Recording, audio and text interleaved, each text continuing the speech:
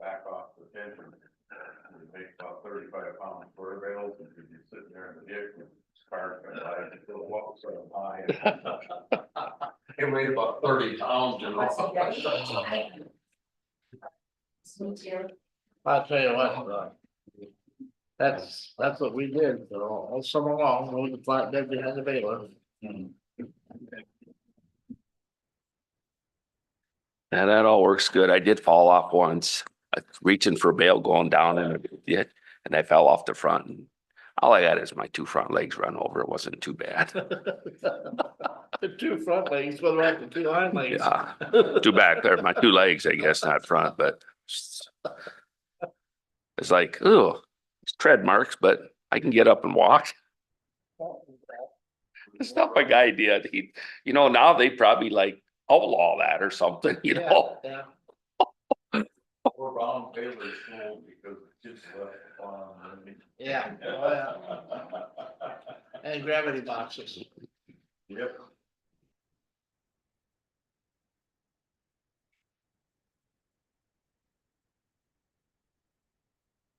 I remember sitting in the wardenship and got a letter from home. And Mom wrote a letter and she said, Dad just come home with a new round baler. And I thought, all right, yeah. Oh, it's 9 o'clock. We're on the ocean. It's 9 o'clock. I'm gonna call the meeting of the Codington County Commissioners to order. If you'd please rise, I'll have Commissioner Gable lead us in the Pledge of Allegiance. To the flag of the United States of America, and to the republic for which it stands, one nation, under God, indivisible, with liberty and justice for all. Thank you. Number 2 is call for public comment. If anyone would like to make public comment, they can do so in person, or they can use the 2 telephone numbers, 605-882-6248 or 605-882-6297.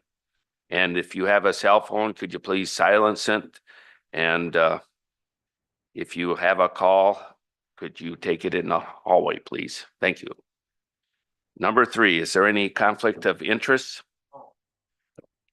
Okay.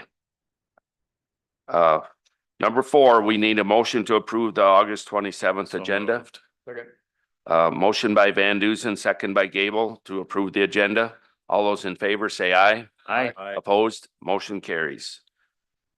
Number 5, we need a motion to approve the August 20th, 24 minutes of the motion by Johnson, second by Waterman.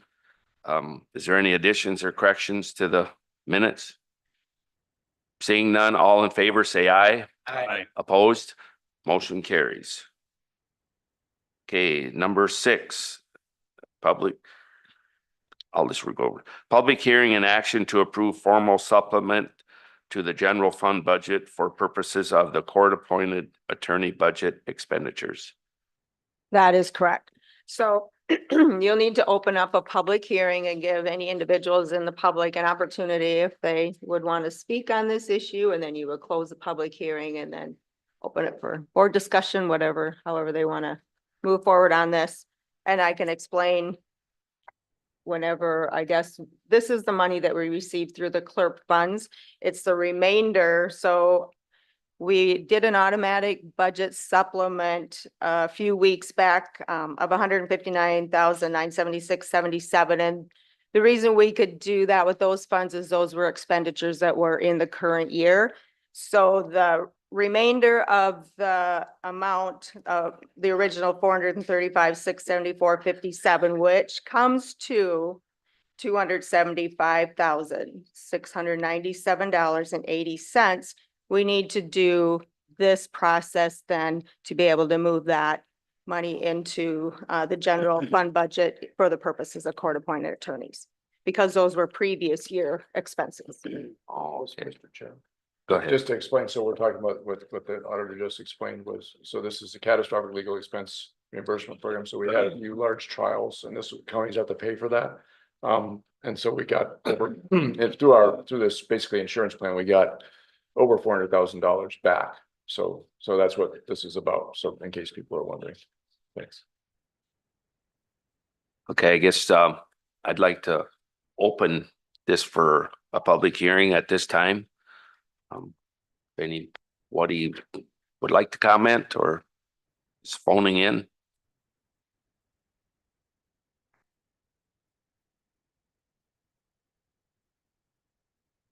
Not seeing any, guess we can close the public hearing at now, and then we'll need a motion that, so we can move that money into the So general. move. Second.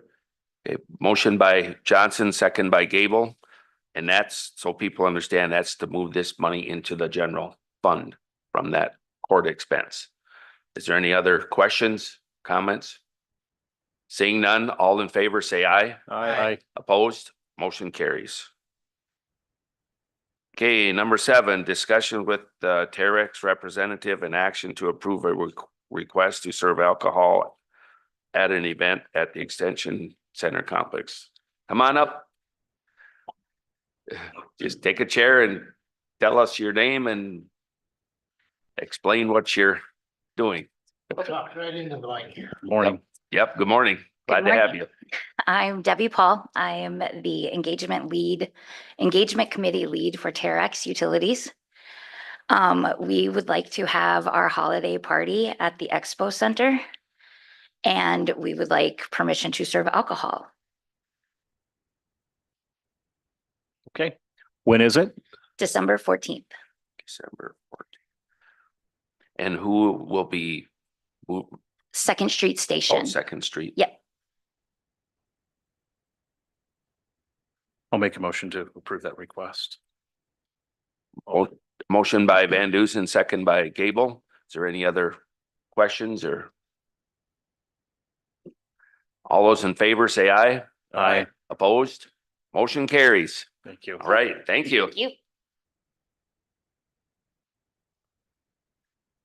Okay, number 8, if we could have Luke, you want to come up and we'll go through those plat resolutions? Thank you and good morning, commissioners. Hi, Luke. I will roll through these plats. I did not print off my notes, so I'll kind of be following along on the screen as well. Yeah, that'd be wonderful. It'll help me remember them. So the first plat is a plat of Henning second edition in the northeast quarter of section 24 in Graceland Township. That is about, I guess the way I describe it is halfway between Medicine Lake and Tinkertown on the Medicine Lake or Tinkertown Road, whichever flavor you prefer. This is a piece of property. It'll now be a 60-acre parcel. It complies with everything. It was recommended for approval by the Planning Commission. The only thing that they're doing is the original plat had, I'm gonna say, a jigsaw puzzle piece out of it in the southeast corner. The person who bought the farm site along with the remaining farmland along the road was able to purchase that square corner in the southeast corner. So now they're just platting it as one lot. It's very simple. The only thing that's curious about it is the Hennings, or at least the original owners, will retain about a 20-foot stretch, maybe 30, on the very south end of that quarter to remain to have access all the way back through into the county road. That's a county paved road there. So it's probably the only curious part, but there's nothing wrong with that. So that's all I've got. Approved. Motion by Johnson, second by Waterman. Second. Oh, I made the second. oh, thought it was, sorry. Second by Gable. Any more questions, comments on this plat? All those in favor say aye. Aye. Opposed? Motion carries.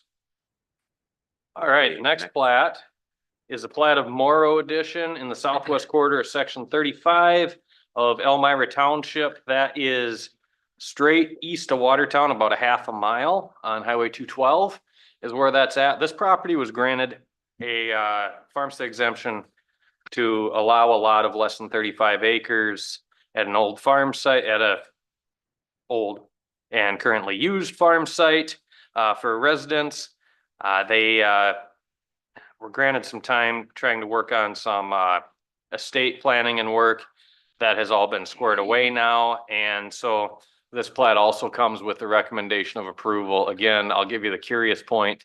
There is, in this case, in looking at the plat, if you're just looking at lines on paper, it looks like there's a floating lot in the middle of nowhere there. They have a access easement that runs up to it along. If you drive out there, it'll become abundantly clear that's where the driveway's at. And so they have an access easement across that lot 1 to get back to lot 2. And so that'll ensure access. So that is recommended for approval as well. Motion to approve. Motion by Gable, second by Johnson. Any further question? Seeing none, all in favor, say aye. Aye. Opposed, motion carries. All right, the third plat is similar. Third plat is a plat of A&M third edition in the south half of the northeast quarter and the north half of the southeast quarter of section 10 in the south flavor of Kransburg Township. This is easiest to describe as being about 1.5 miles straight south of the Tip Top, south of Kransburg.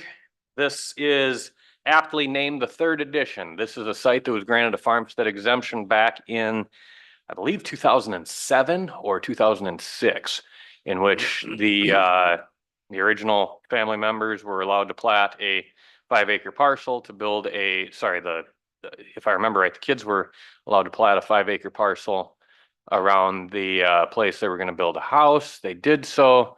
And then going back here about 2 years ago, they flipped how they did that, and the parents, and I apologize to the Hans if I have that mixed up, but wound up doing a mortgage around where they were living. So flipped that farmstead exemption up to there, but they had a little tooth out of it to avoid having a barn or a shed with it. And ultimately they realized that it was more trouble than it was worth. So this is effectively just making sure that a shed is now included with one house versus the other is all we're doing. And oh, by the way, it squares up a line instead of has a gap too. So truth be told, it's a plat that makes perfect sense and meets the requirements, and therefore the planning commission recommended approval. Move to approve. Motion by Van Dusen, second by Johnson. Any more questions?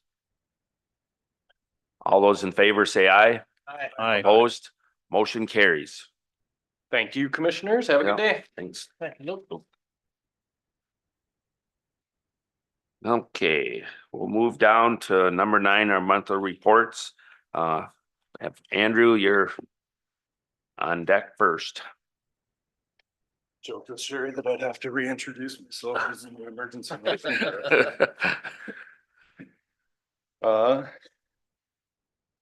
Yeah, we hosted the Region 2 OEM meeting on July 24th. I guess most of it was internal based relevance. However, I think the thing that is probably most interesting to you is talking about the LEMPG, which you have the new agreement on in front of you. I guess the biggest change, so I guess 2 things with that. First is this year's LEMPG was trimmed by about 10% based on the federal budget that passed in March.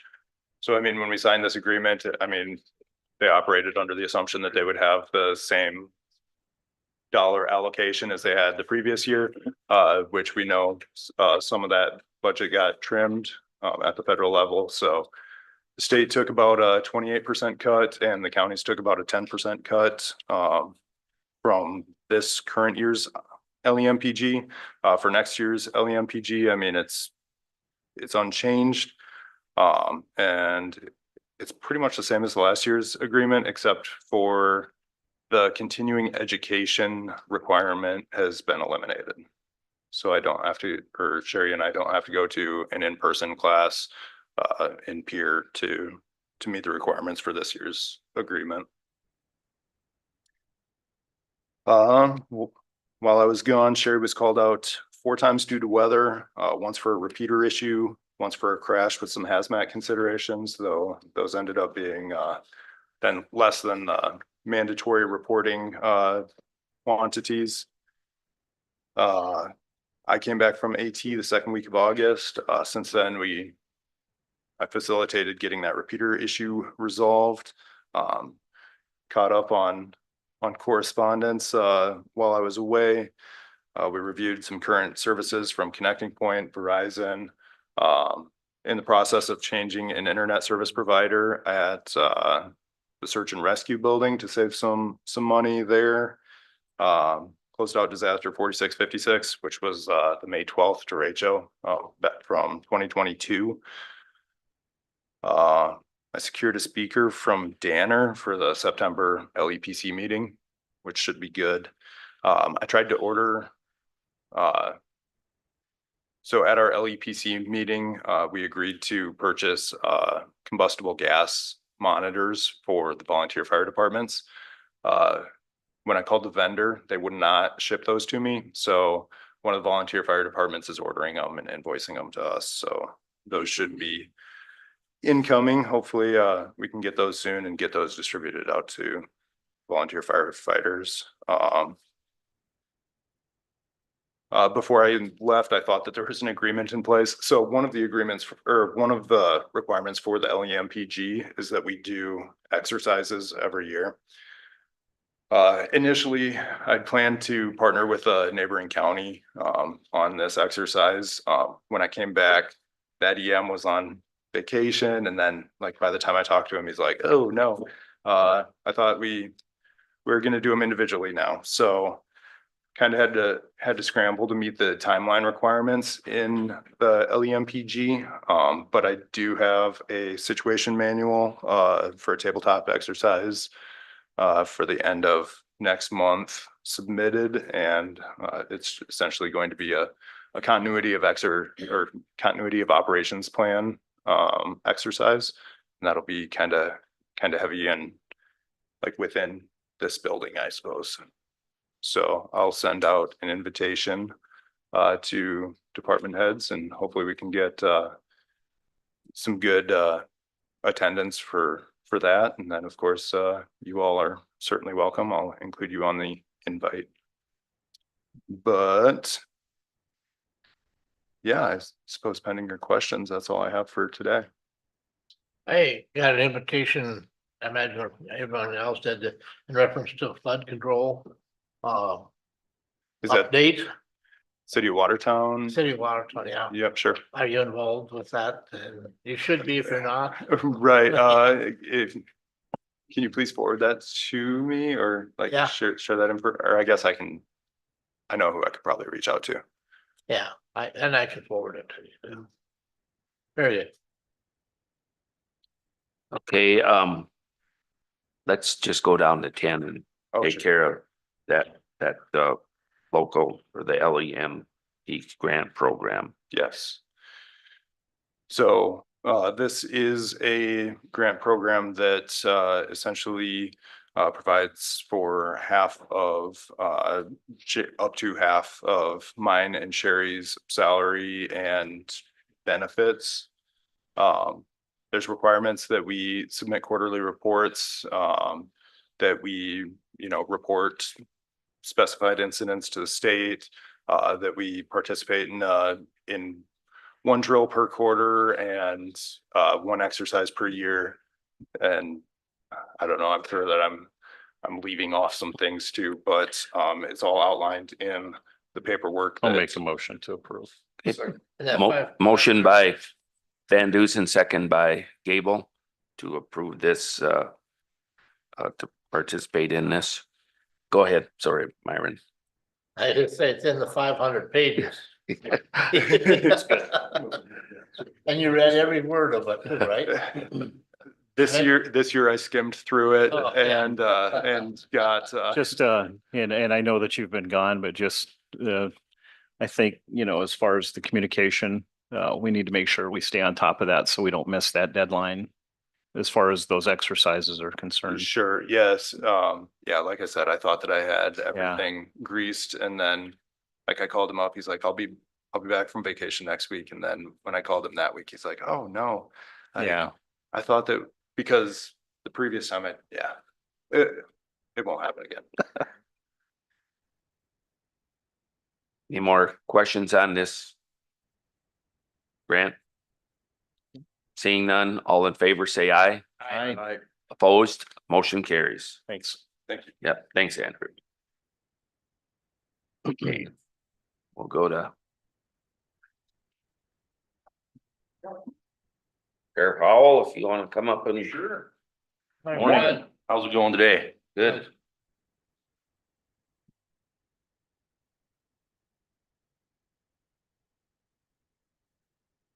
Split them up evenly. Pass one on down. All right. We'll get started on the first page there, our commissary monthly balance sheet. For the bank balance end of June 24, $20,338.86. At the time, there was $2,158.25 in the lobby ATM booking kiosk there, and for a grand total of $22,497.11. At the time the snapshot was taken, there was $2,057.66 in resident balances, $2,716.43 commissary items there, tax that was not dispersed, and funds balance $17,723.02 for the grand total of $22,497.11. We jump down to the bottom there, you'll see we made in the month of June on commissary commission, we made $966.01. Phone commission made $1,830.71. And kiosk commission, we made $833.03 for a grand total of $36,29.75. At the national level, the phone commission, the feds are looking at changing and tweaking a few things there. So it's going to affect possibly our size jail. So we're kind of following that bill to see where it goes. And at the national sheriffs and the sheriffs, we're kind of pushing our side of things to make sure that turns out right. So, but that may end up changing in the future, possibly a little lower. I mean, as far as what can be collected? As far as what can be collected, yeah. Okay. There's depending on the size of the jail you have, there's a bunch of different criteria that you meet to be able to fit certain percentages of what you can collect and all this and that. So, that sounds like it might be tightened down just a little bit more going on here in the future. So, but we'll see where that bill goes. The heads up. If you jump to the next page there, the monthly balance sheet for our bank account for the end of July of 24, $6,971.08. Copy fees collected, $16. Sheriff's fees collected, $6,278.43. Warrant fees collected, $425 for a grand total of $6,719.43. So looked like there was a deposit still pending, $637.85. So bring our account back to our $889.50. Lee, I'll probably pull up on the screen there. Perfect. We'll talk about some sheriff's office activity.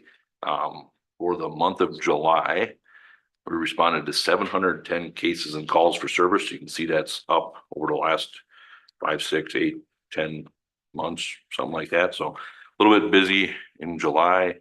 There was 4 accident reports that were completed, 68 warrants that were served, 242 civil papers that were served, and 4,636 transport miles.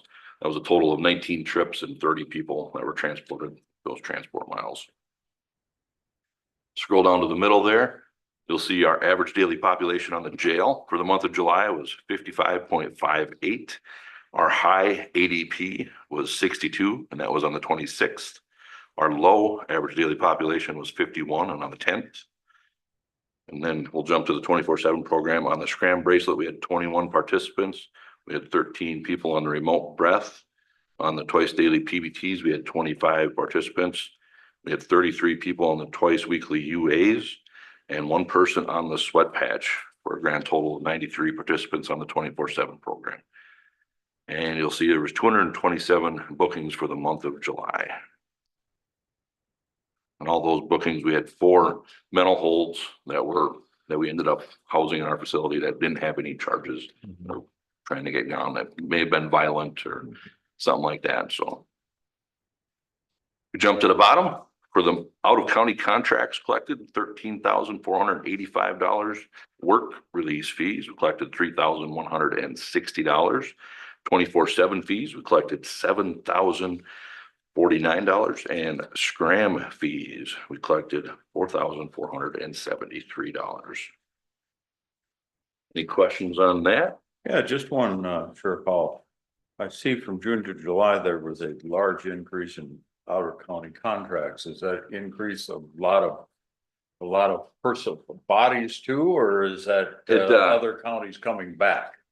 A lot of that was parole holds where we're holding them for the state, the DOC, state set at $95 per law. So a lot of those were state holds, and it just kind of the way the billing kind of falls. So Okay, I was just. it has been a little bit busier.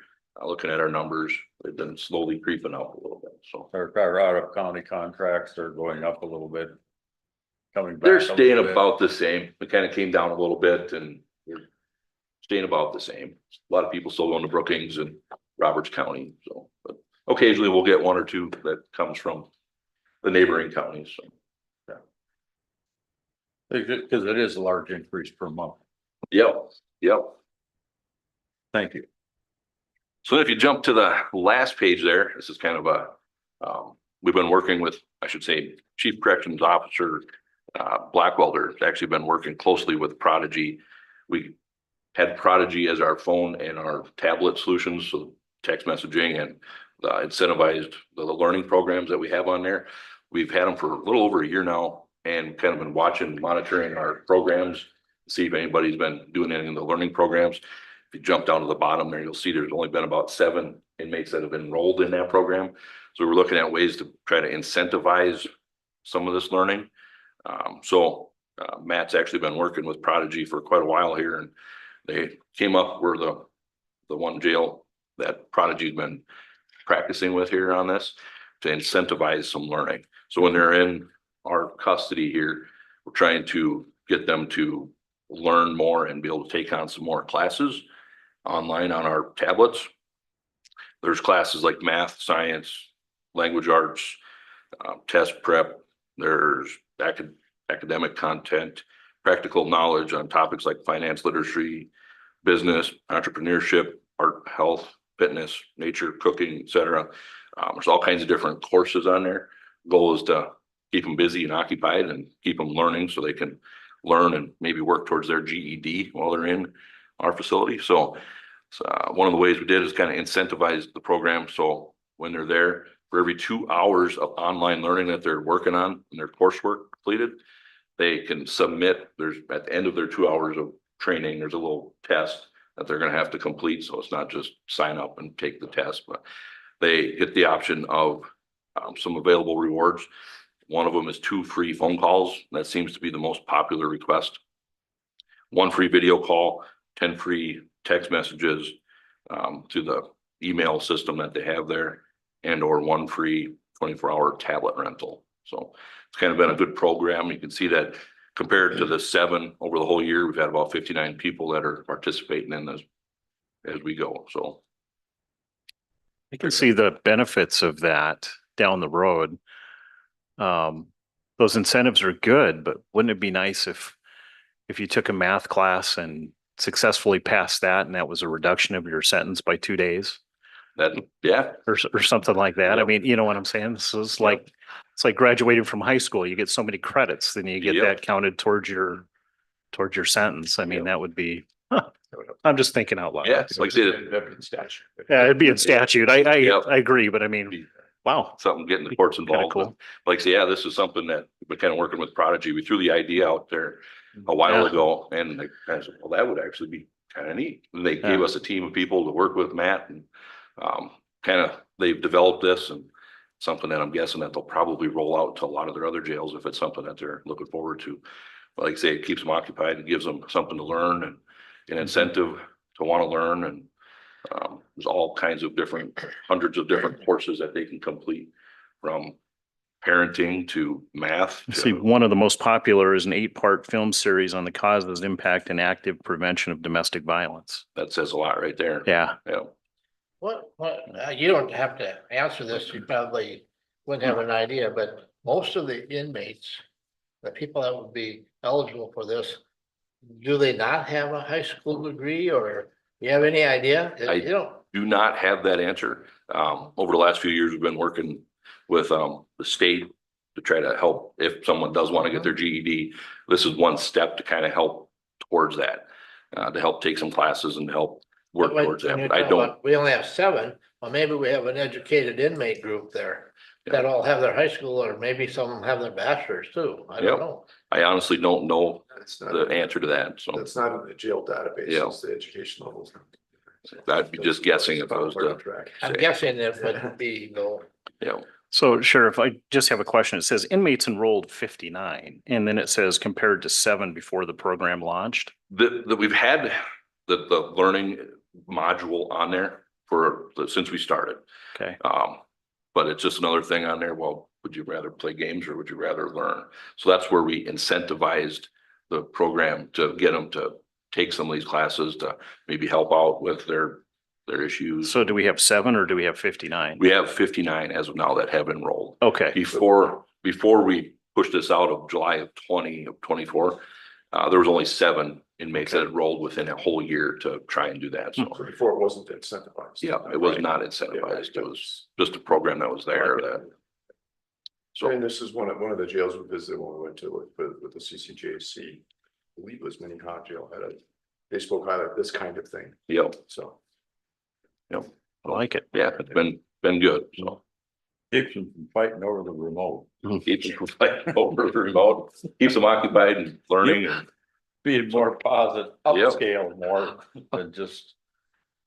keep them learning a skill or something like that, so we can get them productive again. So, Different Okay, thought nice. pattern, who knows? yeah, It'd be kind of nice if there's some way that we could get them involved in teaching them how to weld or how to build or how to do, a vocational skill. yeah. Be nice if we could incorporate that into that.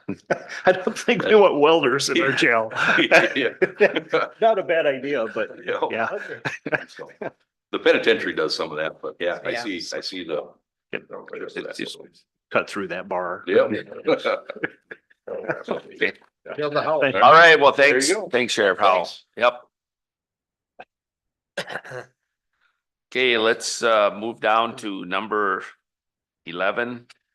Need action to declare property taken by tax deed proceedings surplus to be sold, advertise the tax deed auction notice to bidders, and appoint property appraisers.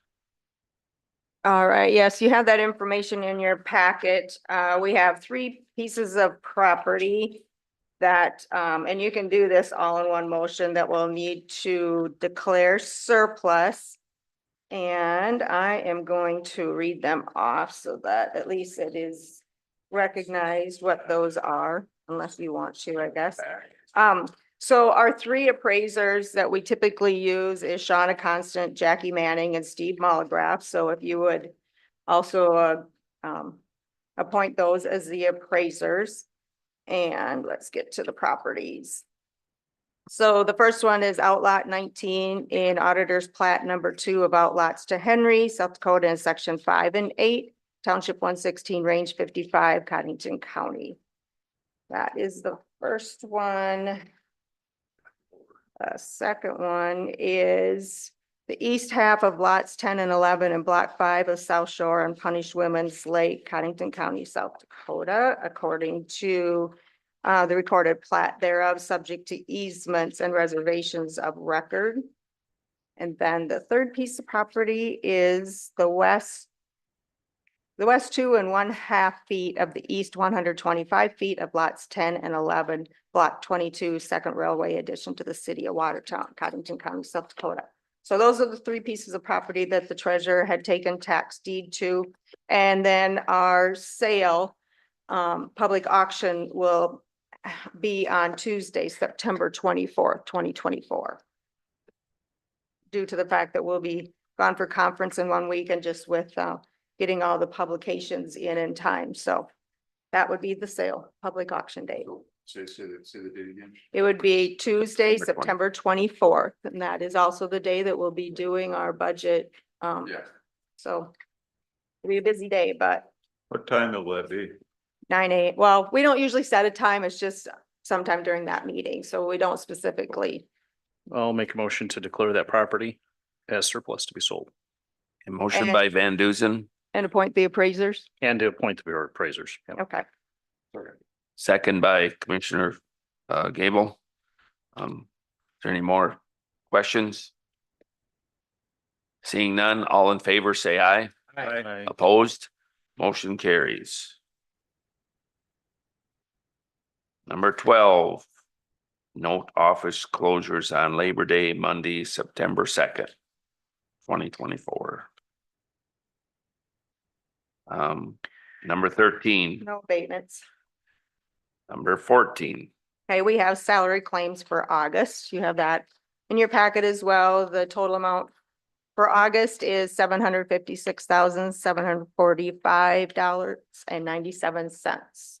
Motion to approve. motion by Gable, second by Waterman.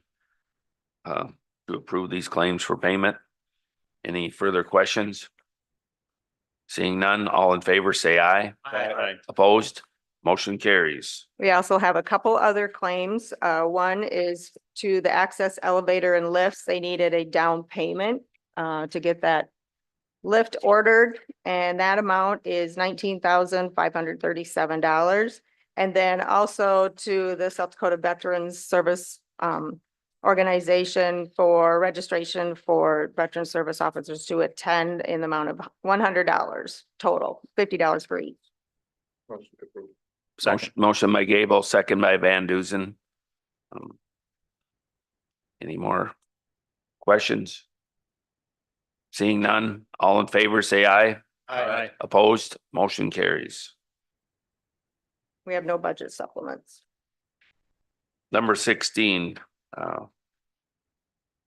personnel changes. There are two of those in your packet. One is Allison Bakken, effective date 8/1/2024, state's attorney appointed. She'll start at step 1, $9,436.02 a month. And the second one is a part-time correctional officer, Caleb Curvin. His effective date is 8/28/2024, step 3, $26.07 an hour. Motion by Gable, Second. second by Johnson to approve the personnel changes. Any further question? Seeing none, all in favor, say aye. Aye. Opposed, motion carries. Number 17, travel requests. Right, you have those in your packet for the Veteran Service Office staff to attend the Department of Veterans Affairs Certification and Benefits School. Move to approve. Second. Motion by Johnson, second by Waterman, to approve the travel requests. Any further question? All those in favor say aye. Aye. Opposed, motion carries. Number 18, public notice, any possible quorum of commissioners could be in Sure. attendance. Go ahead. Coming up on Wednesday, tomorrow, from 4 until 6, Commissioner Schwer and I and others, maybe on this, commission will be attending a child, I don't know what the official name of the meeting is, but it's going to be at Lake Area Tech. It's a child care type of forum. So for people that are interested, it is open to the public, and it'll be at Lake Area Tech starting at 4 o'clock Is that tomorrow? tomorrow.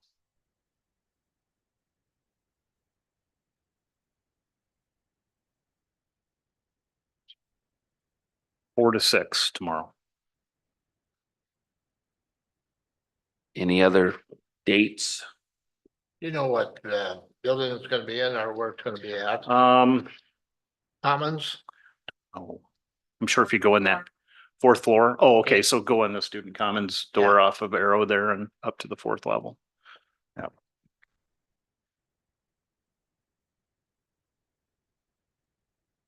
Is Seeing no others, we'll move down to number 19, any old business?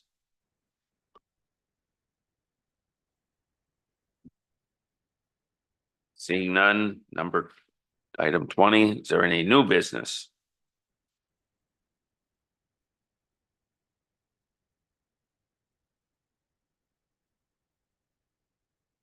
Okay, number 21, now is the time for the open comment. If there's any public comment, now is the time you can speak or call in. Seeing none, is there any commissioner comments?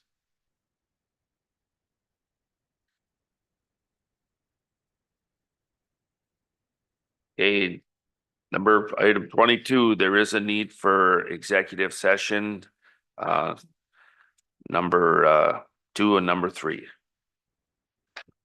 Motion to go into executive session. Motion by Gable, Second. second by Van Duzen.